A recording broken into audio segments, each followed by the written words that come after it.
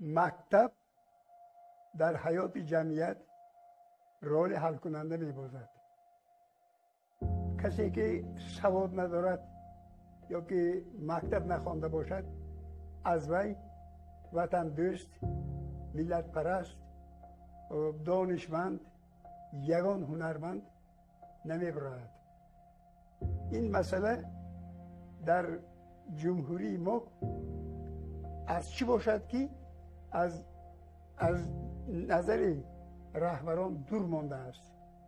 بسیار رهبران ما اون چی نمی‌کنند که این مسئله برای حل این مسئله عموما اعتبار نمی‌کنند.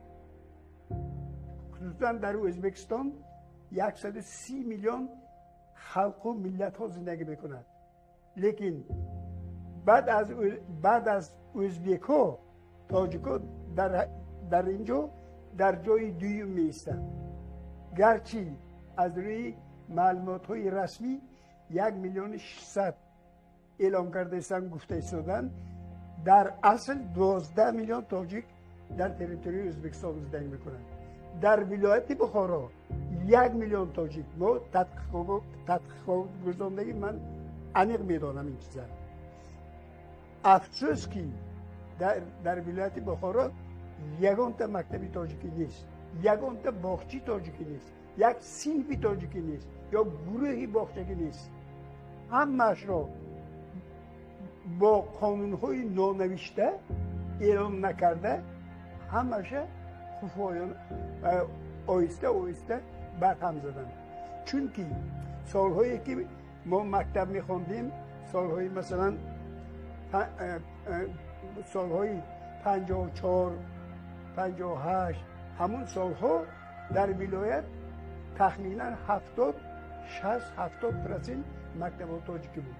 مکتب های ما تاجیکی، ما مکتب های ازبکی بودن تصور نمی کردیم که در ولایت مکتب های ازبکی بودنش تصور نمی کردیم. این این بلا از کجا پیدا شد؟ این عیبی که شد آیسته آیسته آیسته آیسته مکتب های تاجیکی یک به یک نیست کردن گرفتن. آخر اومده سالهای 70-80 به در ولایت بخارا یگان تا مکتب تاجیکی نمود. زبان تاجیکی بتون کساد شده بود. نه یک اداره های دولتی و نه یک مطبوعات درست است در ریسپوبلیکا، نه یک واسطه های اخباری آمدی به زبان تاجیکی وقتی زیاد دارد. همش چی گویم شما محدود کرده شده. این یک دانشمند نیمیز، دانشمندان هیتلر گفته بود وقتش که اگر یگان ملت نیست کرده میشه ایتون مکتبش بردیتون و کشتن در کردی، پراندن در کردی مکتبش بردیتون و ملت خود به خود از بین میره. خودی همین احوال به ما افتاده نداریم. ما همین احوال به ماندیم. فرزندان ما کتاب تاجیکی خوانده نمیتونند، خواند نمیفهمند، بتون زبان کاسته گردید. مثلا در معرکه ها، در جاهای جمعیتی، در اداره های دولتی همه به زبان ازبکی گپ میزنن یا همه مجبور میکنن که ازبکی گپ زنن. یگان کس مثلا زبان تاجیکی به اعتبار نمیکرد. این زبان، این یک زبانی که بسیار قدیمی، بسیار چی بگم زبان شیرین، بسیار یک زبانی که از یک زبان‌های قدیمی‌ترین جهان به شمار می‌رود. بعد بسیار بای، بسیار شیرین، بسیار زیبا، مدنی این زبان تاجیکی. لیکن به این دوستای ما اعتبار نداده ایستادند. ایشان رهبرای کلان اگر ابالا یگان تا رهبر ریسپوبلیکایی اگر گوید که فلان جای مکتبی تاجیکی شایدان گرد، همین روز هم مکتب در خود رو برای فرزندان ما میکشوند. لیکن بی بالا فرمانش یگان کار کردن نمیشه در ازبکستان. ما سال گذشته پدر مادر رو در مکتبی رقمی نوی ولایت پیشکو پدر و مادران یک 15 نفر عرضه نوشته دادن که بچه های ما در سیلوی تاجیکی خوانند. این ما تا آبلونای مدرش برآمدیم. آبلونای مدرش رخصت داد.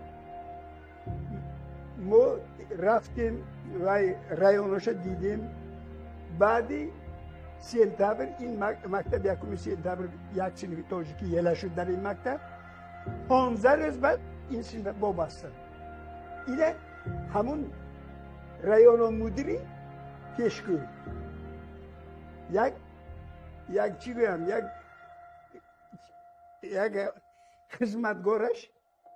خدمتگارش اون چی زبخوش همون مکتب بود.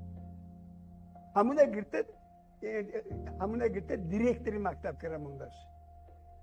و یه مبلغ کتی این پولناک این اون چی همون زبخوش پولناک یک مگزین بچه‌مش باشه مگزین کلام درآمدش کلام از جهت مادی زدی همون رایانماره و مهماناش خودش تامین میکرده پس برمیگرده.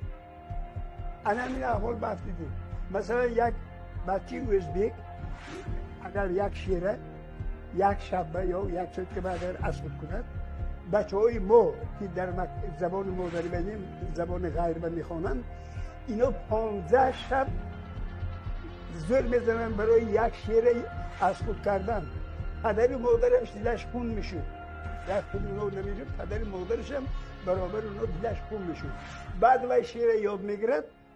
وقتی که این شیر وای در پیش معلمش میخواند اکسین کتی میخواند به جای دهیم بهای 5 ماند بهای 3 یا 4 میماند. انا همه احوال بافتیدگی ما. نمیدونم این مسئله کجا باید مراجعت کنیم کی این مسئله حل میکند. ما حیرانیم. ما این